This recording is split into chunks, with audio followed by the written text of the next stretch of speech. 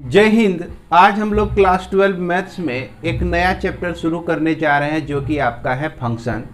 इससे पहले के वीडियो में आप लोग रिलेशन को पढ़े और रिलेशन के बहुत सारे प्रॉब्लम को बनाए भी, और ये सारे प्रॉब्लम आप लोग बुक RS अग्रवाल से बना चुके हैं। उम्मीद करते हैं कि आप लोग इसे ठीक तरह से देख लिए होंगे, समझ गए होंगे। अब जो हमारा अगला टॉपिक है यह फंक्शन है। फंक्शन के सबसे पहले हम लोग ओरिजिन पर जाएंगे, यानी कि फंक्शन का खानदान कहाँ से आया हुआ है इसके बारे में पहले समझेंगे।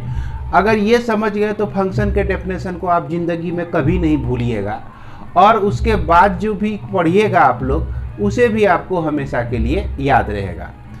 आप सबसे बेसिक में चले जाइए तो आपको याद होगा कि आपने सेट को पढ़ा। सेट क्लास 11 से ही आप पढ़ते आ रहे हैं, यहाँ तक कि बहुत सारे सिलेबस में देखिएगा क्लास 9-10 से ही सेट को पढ़ाना चालू कर दिया जाता है।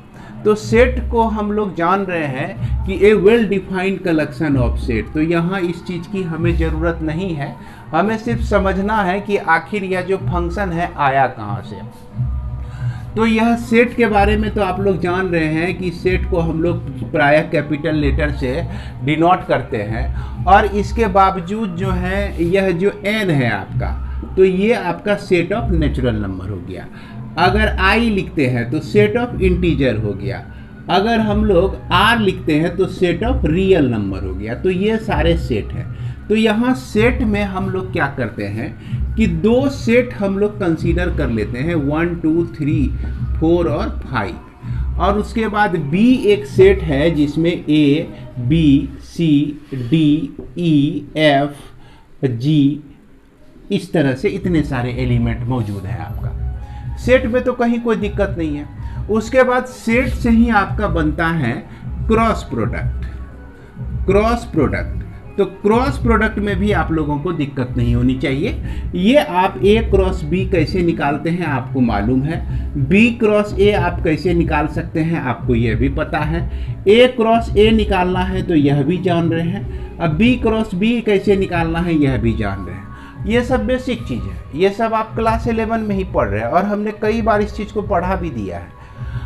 तो ये हमारा क्रॉस प्रोडक्ट हो गया। अगर क्रॉस प्रोडक्ट को हम पिक्टोरियल डायग्राम से देखें, है ना, तो इसमें 1 2 3 4 5 और यहाँ A B C D E F G H G तक ही है।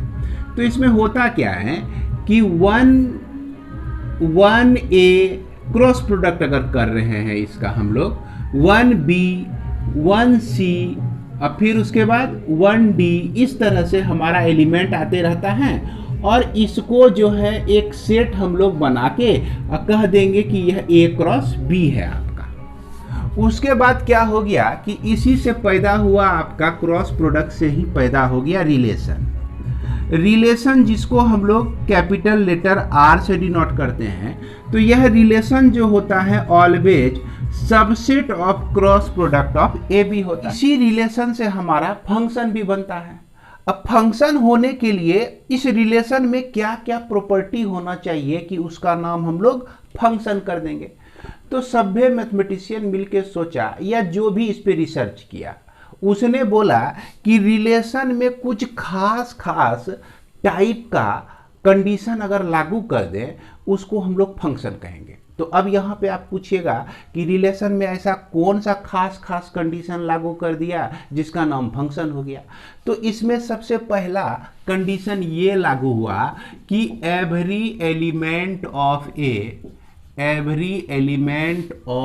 ए should be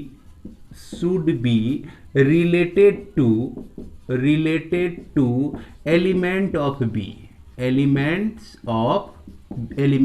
B।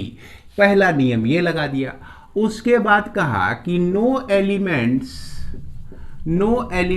In A should be related to more than one element in B। अगर ऐसा कंडीशन हो जाए तो भैया उसका नया नाम हम लोग दे देते हैं, फंक्शन दे देते हैं। तो अब देखिए ये कह क्या रहा है कि अगर यह हमारा दो गो सेट हैं ए और बी, इसमें 1 2 3 4 5 A B C D E F है। ये कहा कि अगर प्रत्येक एलिमेंट ए का रिलेटेड हो एलिमेंट बी के एलिमेंट से रिलेटेड हो, जैसे मान लो ये कि 1A 2B उसके बाद 3C और उसके बाद 4D उसके बाद 5F, इस तरह से। यानी कि देख रहे हैं कि ए का सब एलिमेंट जो है किसी न किसी एलिमेंट से रिलेटेड है। ये एक नियम को लागू किया गया।